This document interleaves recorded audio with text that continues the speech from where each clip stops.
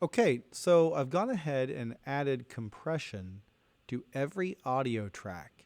And I've used a mixture of the Dyne 3 and the Pro compressor that comes stock with Pro Tools.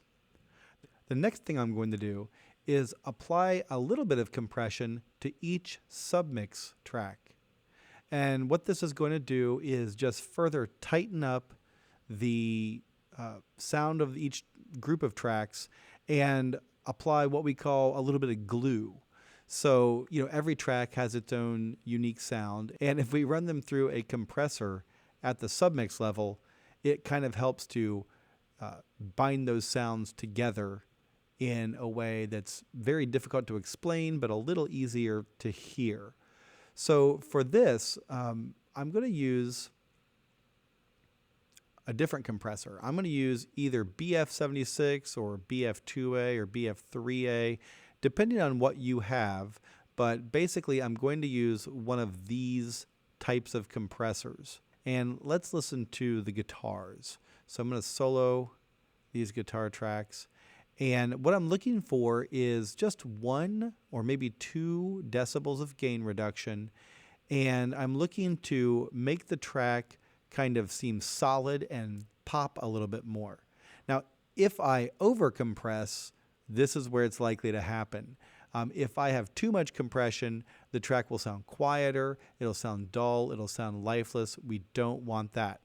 So as a reminder, the attack and release controls on the BF76 are opposite of the other compressors. 7 is faster, 1 is slower on both knobs. So for this, I'm going to set a medium attack and medium release time since it's on a group here. And then I'm going to select the lowest ratio, 4:1, and I'm just going to kind of play around with the input and output to get them just right to get about 1 to 2 decibels of compression.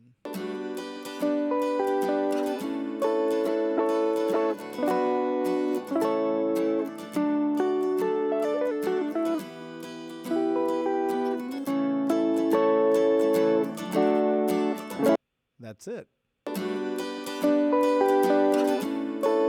Without compression. It is a little hard to hear with the guitars, but it just adds a solid presence to the signal. And when you start to play around with the plugins on the submix tracks, you'll notice the difference a little more.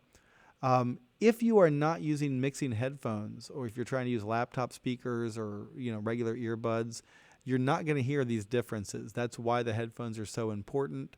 Also, if you have monitors, like good mixing monitors, that's even better. It's actually preferable to mix out loud because then you get the sound of your room as well, assuming that your room has decent acoustics. Let's go back to the drums here and let's listen to them.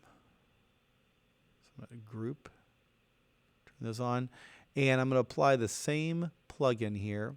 Here's BF76. And again, this is serial compression. So we have the compressors on every track going into the submix track, and they're going into the BF76 in a serial scheme, and so it's serial compression. Medium attack, medium release, the lowest ratio. And we're getting a little too much, so I'm going to bring that input knob down.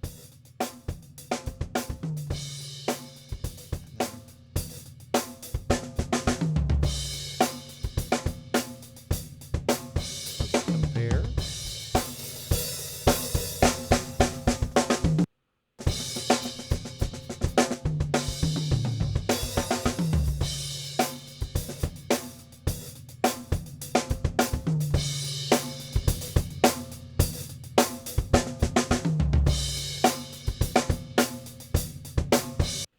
Okay, that sounds like it. Let's listen. Again, it's a subtle difference, but you can hear more presence and punchiness in the drum set as a whole.